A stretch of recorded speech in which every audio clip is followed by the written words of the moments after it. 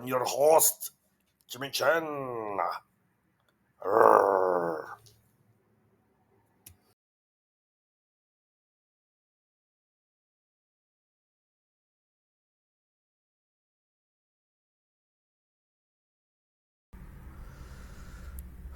Hello, welcome to my channel.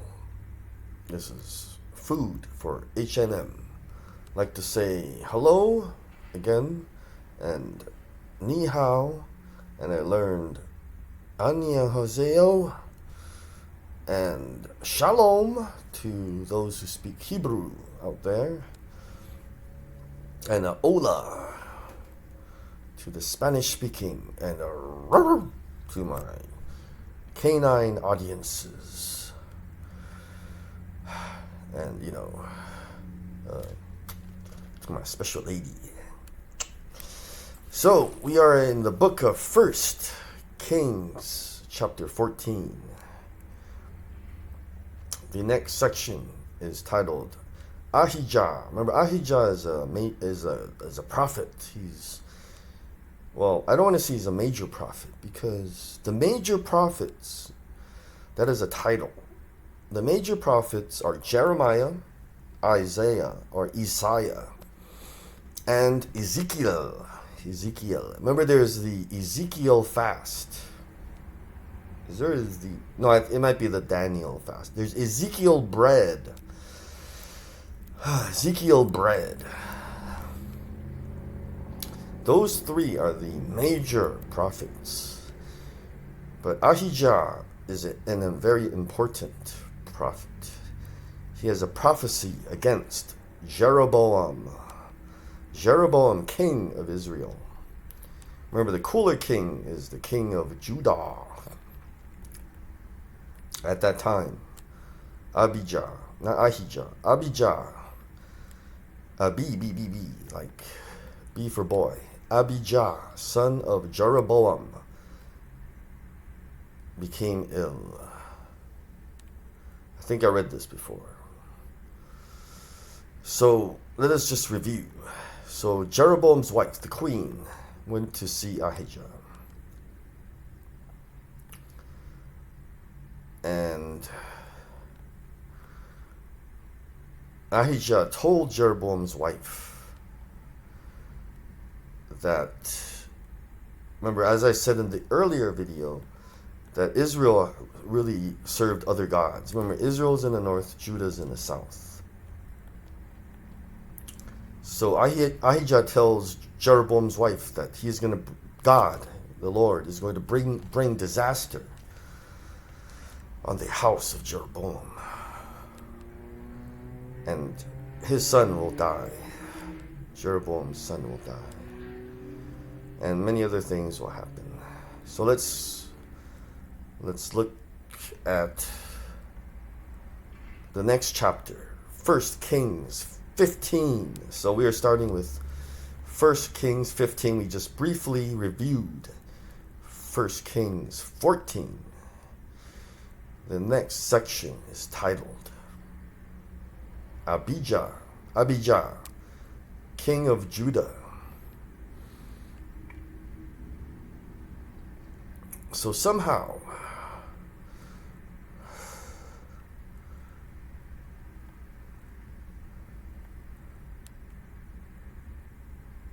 there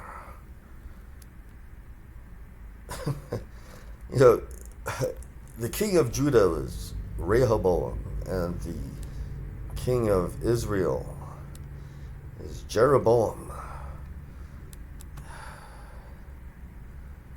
There's Ahijah and there's Abijah.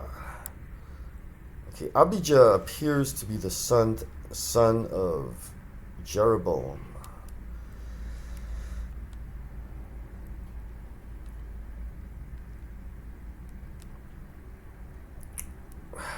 But here, let's look back at 1 Kings 14. So Jeroboam has a son named Abijah. And let's look at chapter 14. 1 Kings chapter 14, verse 30. 30 and 31. There was continual warfare between Rehoboam and Jeroboam. And Rehoboam rested with his ancestors and was buried with them in the city of David, that's Jerusalem, or Jerusalem. His mother's name was Naamah. So Rehoboam's mother's name was Naamah and Abijah. So they both had sons named Abijah. Okay, let's go back to chapter 15. So they have to say silence.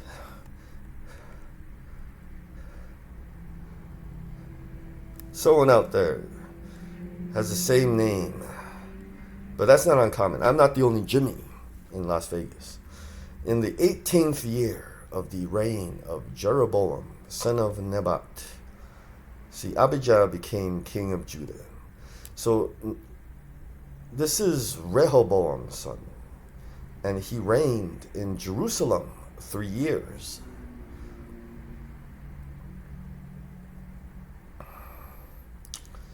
His mother's name was Maacah, daughter of Abishalom. He committed all the sins his father had done before him. His heart was not fully devoted to the Lord his God as the heart of David, his forefather, had been. Oh. Remember, Jeroboam is a subordinate of King Solomon's. The Lord told King Solomon, because you followed after false gods, you were led astray by your many wives, and you built high places for these false gods like Ashtoreth, Chemosh, and Molech. I will divide your kingdom and give 10 tribes to one of your subordinates. And then you have to watch an earlier video. That's Jeroboam. Jeroboam, when King Solomon built his terraces and he was patching the wall up that went around Jerusalem, I believe. Jeroboam was in charge of that, and he did such a good job that he put him in charge of forced labor.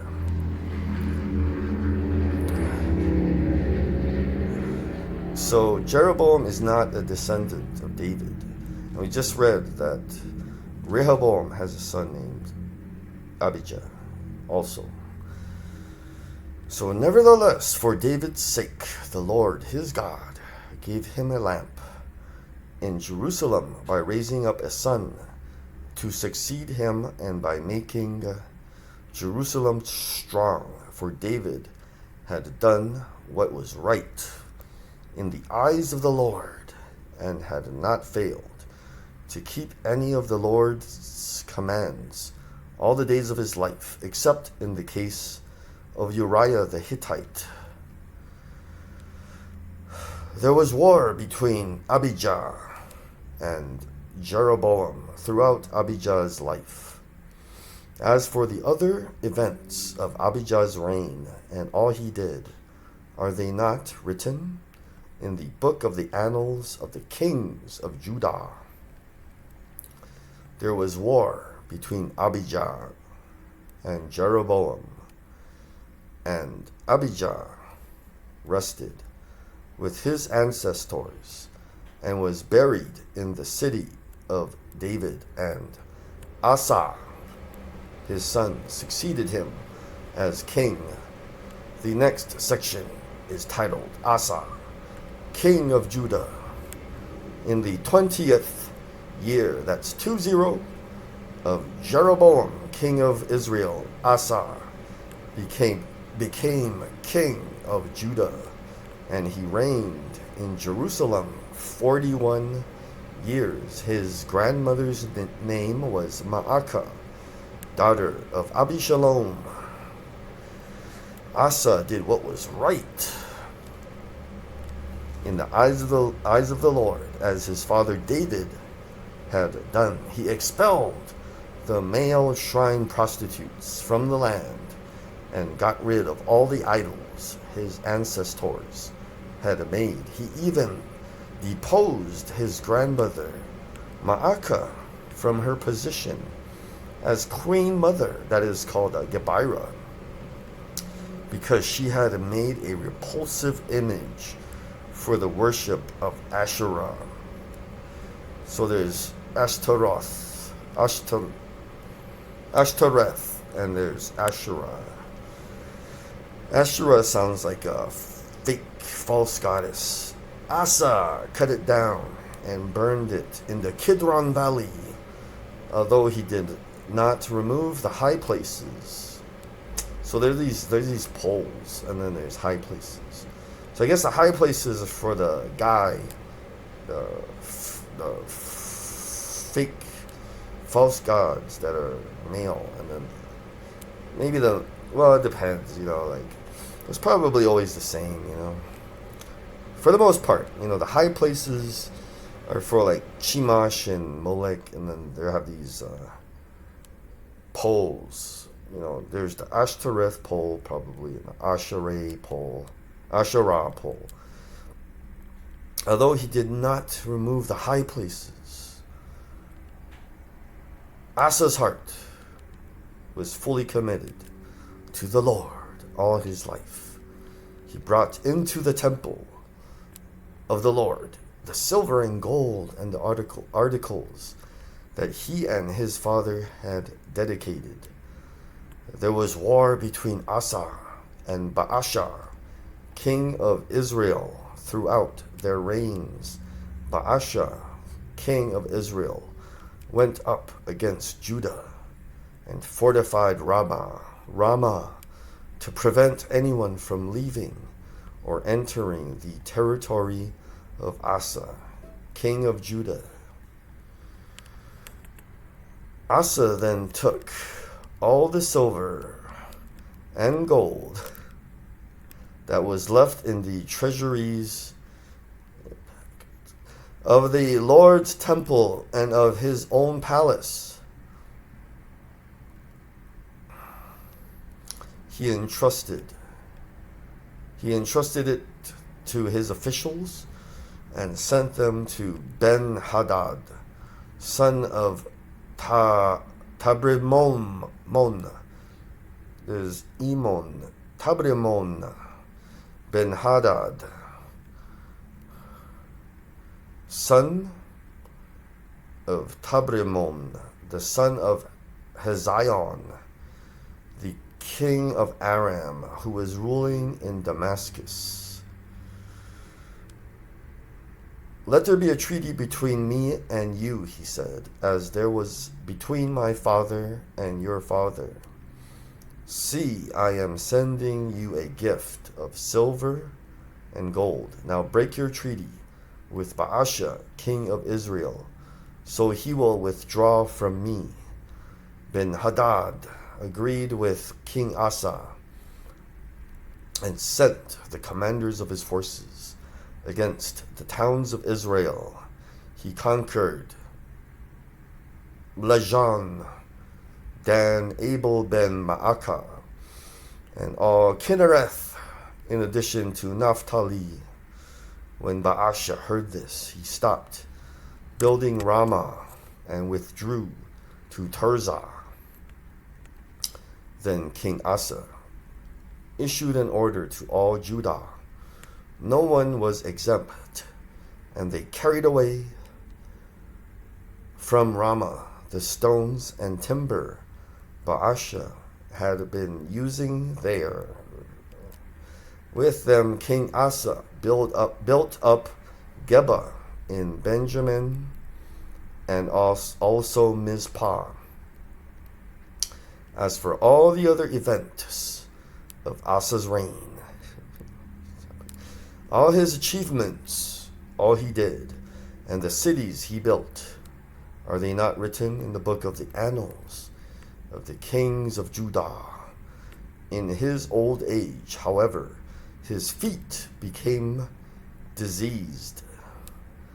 Then Asa rested with his ancestors and was buried with them in the city of his father David. And Jehoshaphat, his son, succeeded him as king. The next section is titled Nadab, king of Israel.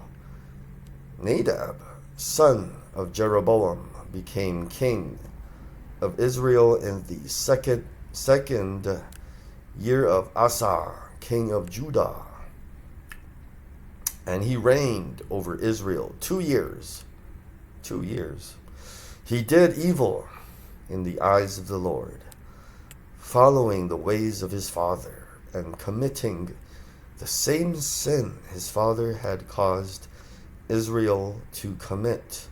Baasha, son of Abijah, from the tribe of Issachar, plotted against him, and he struck him down at Gibbethon, a Philistine town, while Nadab and all Israel were besieging it. Baasha killed Nadab in the 3rd year of Asa, king of Judah, and succeeded him as king. As soon as he began to reign, he killed Jeroboam's whole family. He did not leave Jeroboam anyone that breathed, but destroyed them all, according to the word of the Lord given through his servant Ahijah the Shilonite. This happened because of the sins Jeroboam had committed and had caused Israel to commit, and because he aroused the anger of the Lord, the God of Israel. As for the other events of Nadab's reign and all he did, are they not written in the books of the annals of the kings of Israel? There was war between Asa and Baasha, king of Israel, throughout their reigns. The next section is titled Baasha, king of Israel, in the 3rd year of Asa, king of Judah. Baasha, son of Ahijah, became king of all Israel in Tirzah, and he reigned 24 years. He did evil in the eyes of the Lord, following the ways of Jeroboam and committing the same sin Jeroboam had caused Israel to commit. Let's go to the next chapter, 16.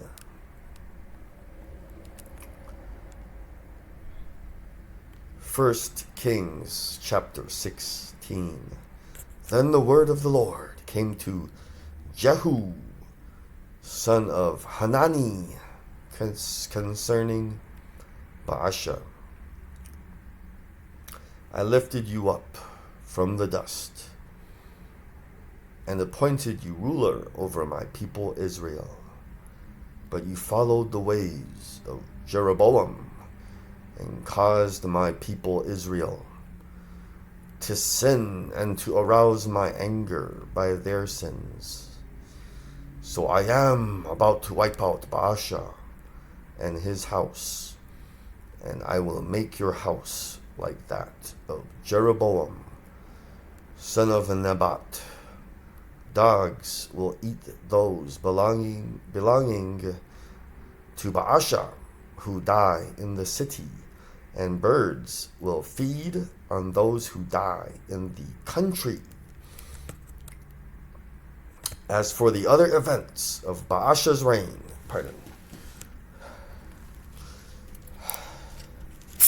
what he did,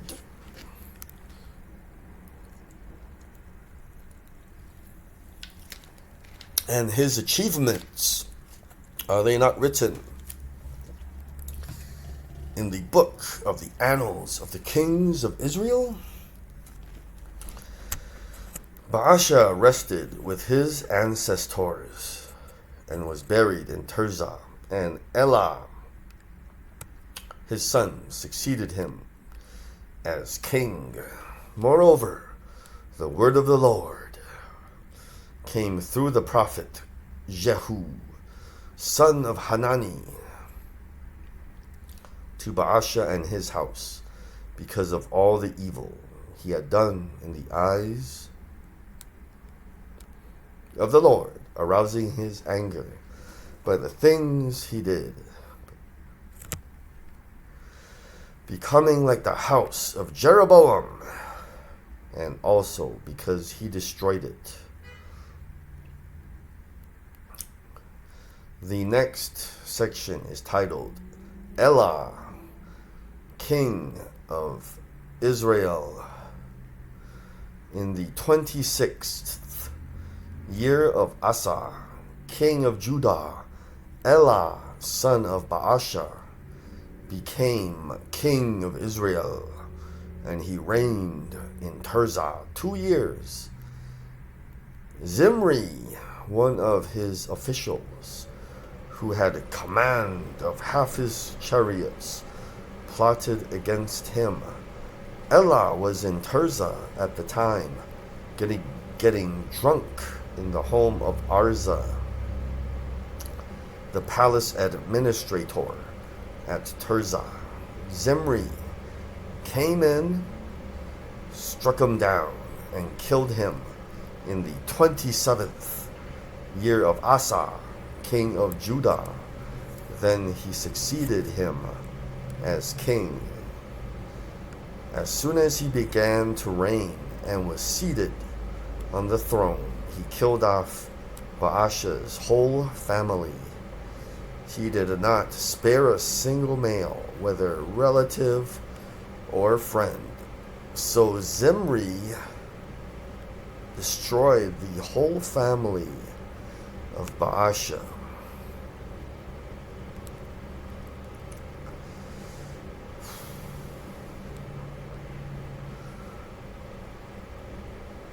In accordance with the word of the Lord spoken against Baasha through the prophet Jehu, because of all the sins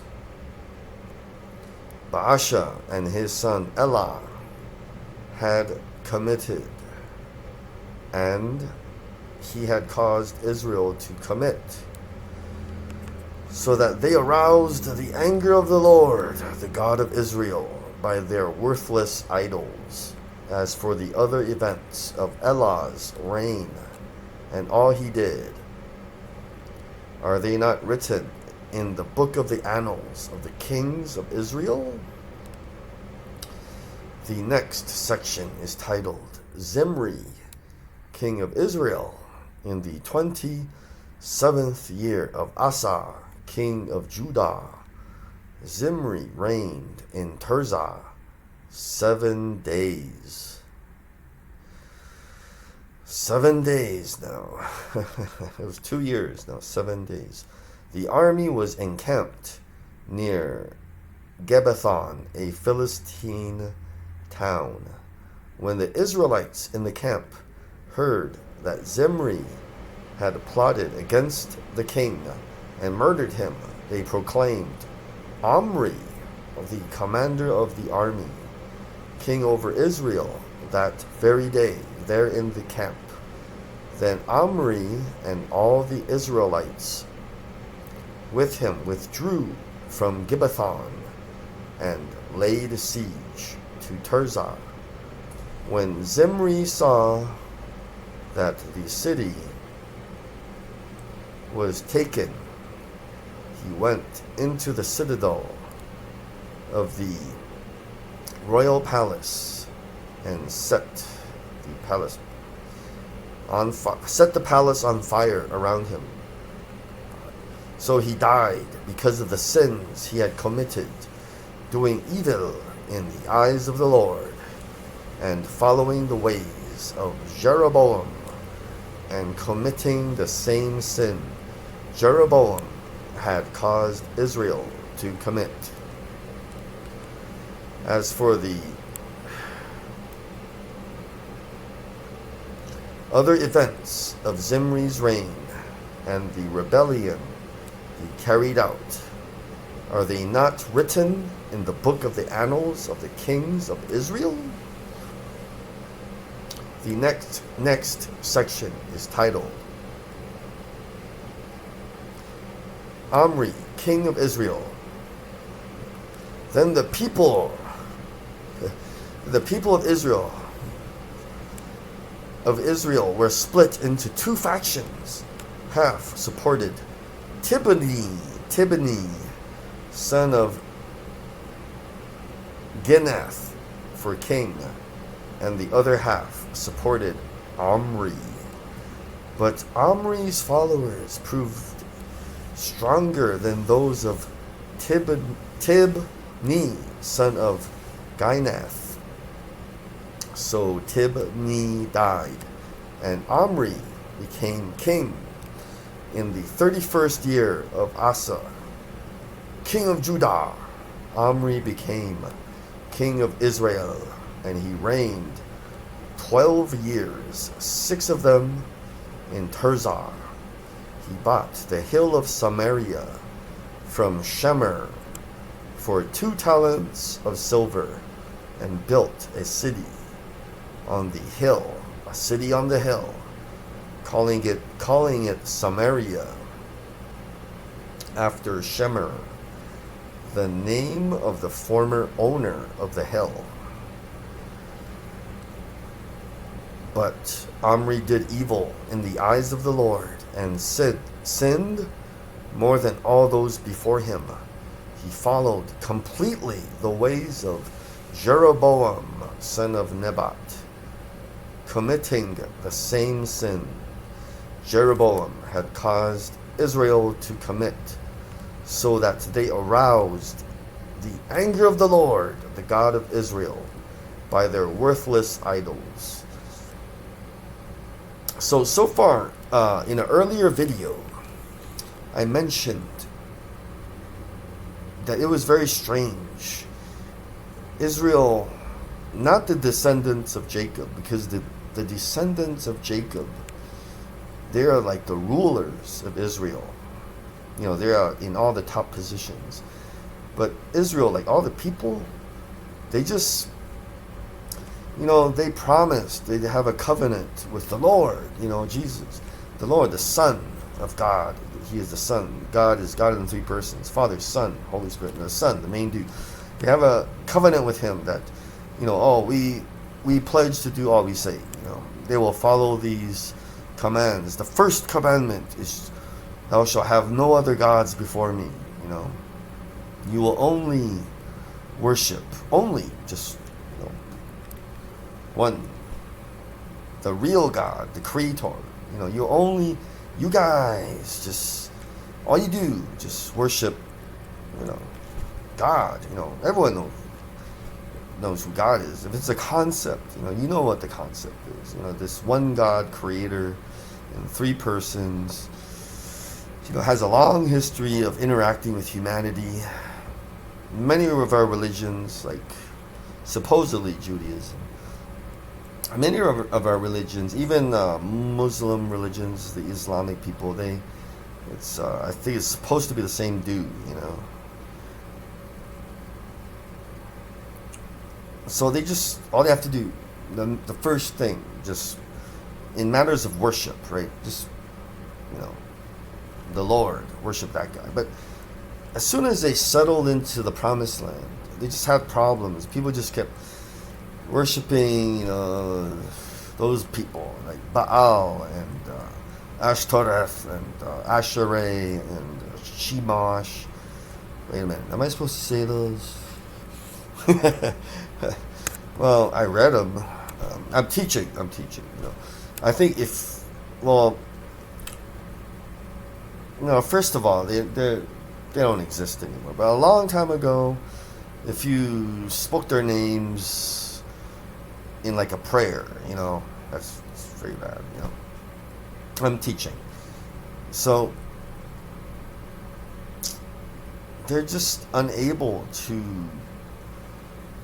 worship one God. You know, they just, which made the Lord very angry, because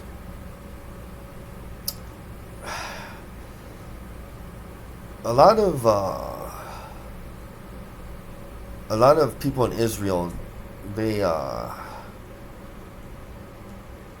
supposedly they're just not the people that God kind of didn't like. Like, Egypt is fine now. Egypt is a great country, but a long time ago, they were ruled by these pharaohs that were very bad. They're into slavery, enslaving people too much. It seems like these false gods, the priests of the false gods, they always want you to like sacrifice your kids, or they want you to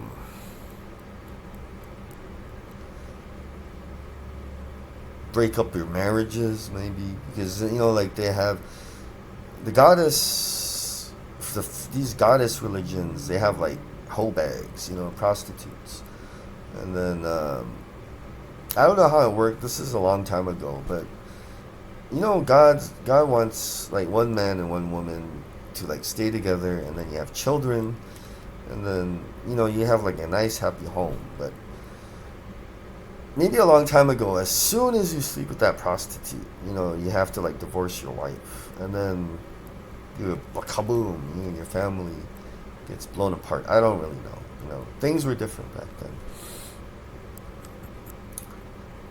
So he wanted to create this new country, and he's like, "Come on, guys," he's like a coach, "just worship me," and that'll make you different from all these other guys. These guys worship all these same guys, Baal, Chemosh, Molech, and they do all these like really damaging, like disgusting things, to themselves. And I'm gonna give you this cool. It's like a religion, a bunch of rules, and it's gonna be great. Like you're gonna be strong, and your family's gonna be happy, and then it's hard to imagine, because people were really barbaric back then, savages. But they didn't want to do it. They didn't want to follow God's new commands, just like obey Him. And he's not going to ask you to do gross stuff like kill your own kids. And then you follow these rules, and then you will be better than these nations around you. They didn't want to do that. They just want to like copy these other guys that God didn't want them to copy. And then of course, all these disgusting things happened in Israel.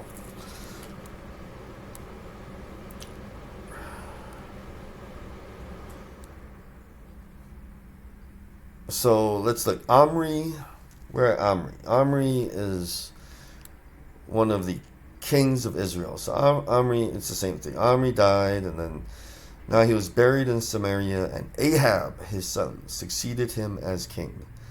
The next section is titled Ahab becomes king of Israel in the 38th year of Asa, king of Judah. Ahab, son of Omri, became king of Israel, and he reigned in Samaria over Israel 22 years. Ahab, son of Omri, did more evil in the eyes of the Lord than any of those before him. Ooh. He not only considered it trivial. Trivial is small. Like if something's trivial, it's not worth like paying attention to. He considered it trivial to commit the sins of Jeroboam, son of Nebat. But he also married Jezebel, daughter of Ethbaal, king of the Sidonians, and began to serve Baal and worship him. He set up an altar for Baal in the temple of Baal that he built in Samaria. Ahab also made an Asherah pull, and did more to arouse the anger of the Lord, the God of Israel, than did all the kings of Israel before him. In Ahab's time, Hiel of Bethel rebuilt Jericho. Okay, that's bad. Nope. Remember, when Yehoshua, he was the successor of Moses. Some of you know who Moses is. He was a great general, Joshua. His name in Hebrew is Yehoshua. When they went as soon as they crossed the river Jordan, and they got into that land that they were supposed to take over, the first city they destroyed completely was Jericho. And the reason why they destroy things that completely is they don't want it rebuilt. They went in and they killed everybody, and they set it on fire, and they burned everything and everyone. They killed everything, man, woman, child, animals, and then they broke all the walls down, boom, and they took the king and they jammed him on a pole that impaled him and kept him there until sundown. Then they took his body down and threw it down the front gate. So Hiel of Bethel, that was a mistake. Rebuilding Jericho. He laid its foundations at the cost of his firstborn son, Abiram, and he set up its gates at the cost of his youngest son, Segub, in accordance with the word of the Lord, spoken by Yehoshua, son of Nun. Let's take a look at that. Let's go back and see what Joshua said after Jericho. So we're going into the book of Joshua. Remember, Yehoshua. And then let's look for Jericho.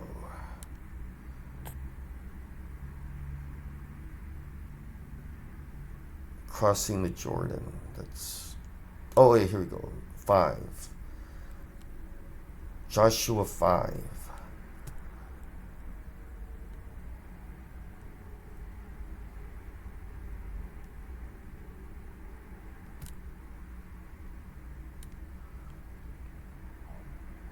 In Joshua 5, we see the fall of Jericho. Let's look at Joshua 6.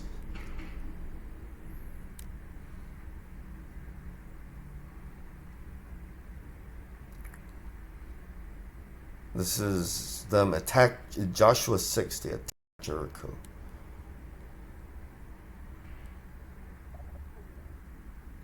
In Joshua 6, verse 24, then they burned the whole city and everything in it.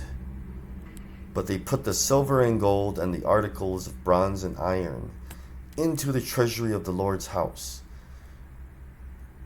But Joshua spared Rahab the prostitute with her family and all who belonged to her, because she hid the men Yehoshua had sent as spies to Jericho, and she lives among the Israelites to this day. At that time, Yehoshua pronounced this solemn oath: "Cursed before the Lord," that is God, the Creator, "is the one who undertakes to rebuild this city Jericho. At the cost of his firstborn son, he will lay its foundations. At the cost of his youngest, he will set up its gates." So Joshua was a prophet. He could foretell the future. He said, don't rebuild this city, but I know someone will probably try.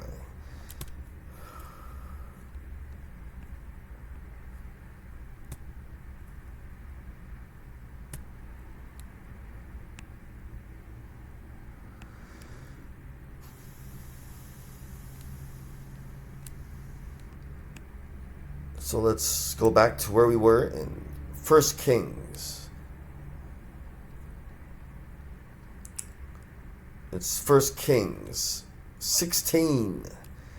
So let's, I know we're going backwards and back and forth, but it's like a chat. Let's see. You just go with the left.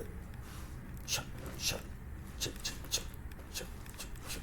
No, okay, it's not quite a complete cha-cha, but we're looking at 1634. So we're talking about during the reign of Ahab. Hiel of Bethel.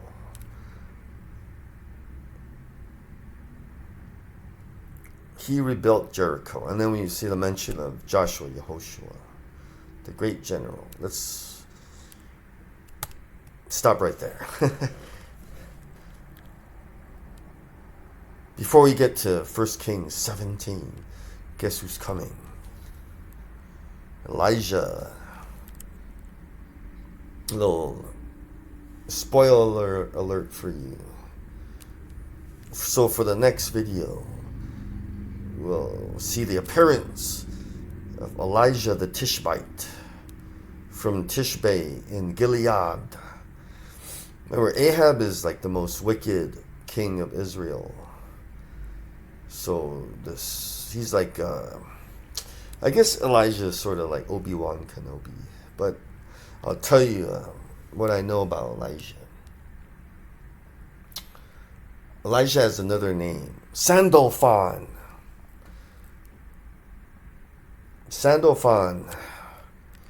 Let me read a description of Sandalphon. You know, he was Elijah and he looked like a human, but he had all these magical powers.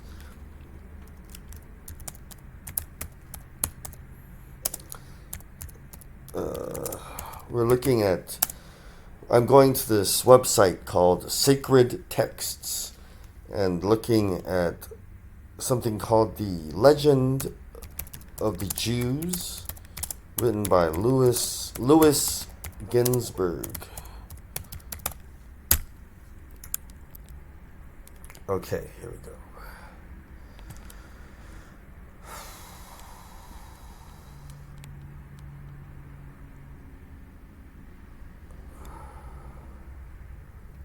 Take a look at Elijah here.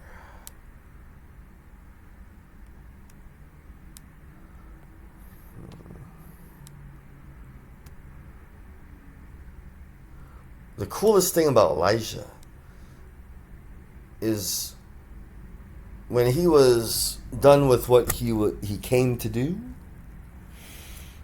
this fiery chariot from the sky, you know, it's a chariot made of fire, like these horses made out of fire, and you know what a chariot is. It was made out of fire. It came down and like picked them up and took him up into the sky, and he was never seen again after that.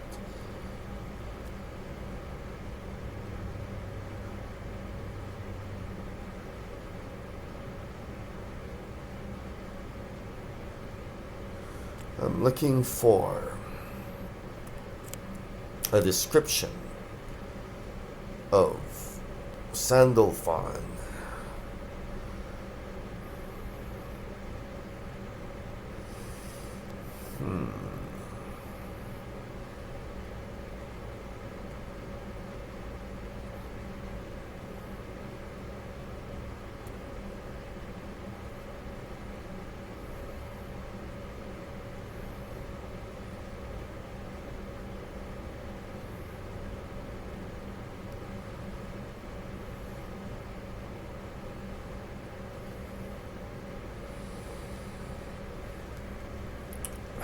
I'm looking for, because maybe it's the book of,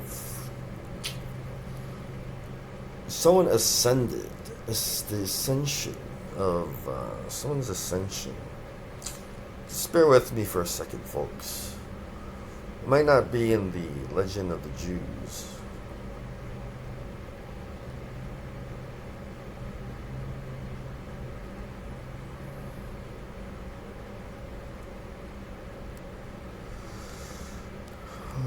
Sandalphon.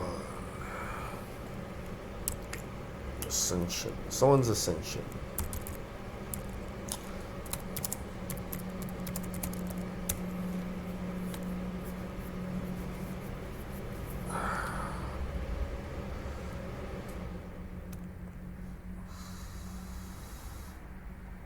In Matthew 7:7, he is described as the twin brother of Metatron. I'm not sure it's in Matthew 7:7.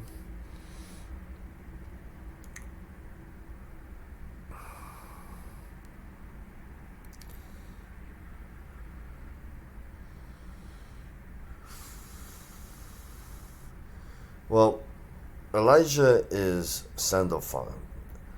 And someone named Enoch, he was seventh from Adam. It's like Adam, and then he had Cain, Abel, and Seth, right? His sons. That's second from Adam. So that would be his sons, his grandsons, his great-grandsons. That's fourth from Adam. His great-great-grandsons, that's fifth from Adam. And his great-great-great-grandsons, that's sixth from Adam. So his four great-great-great-great-great-great. Enoch was Adam's great-great-great-great-grandson. So Enoch is someone called the Metatron, or the Metatron.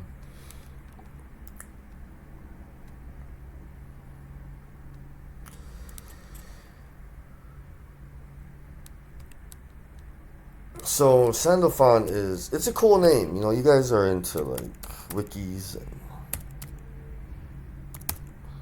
Wikipedia. Sandalphon.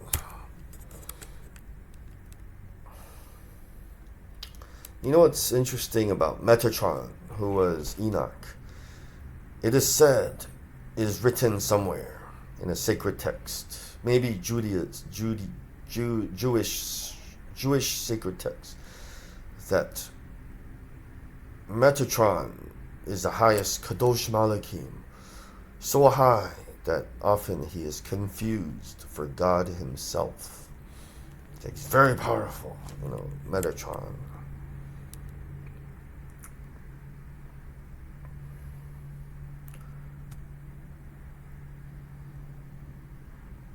I know we're taking a long time, but it's cool, man.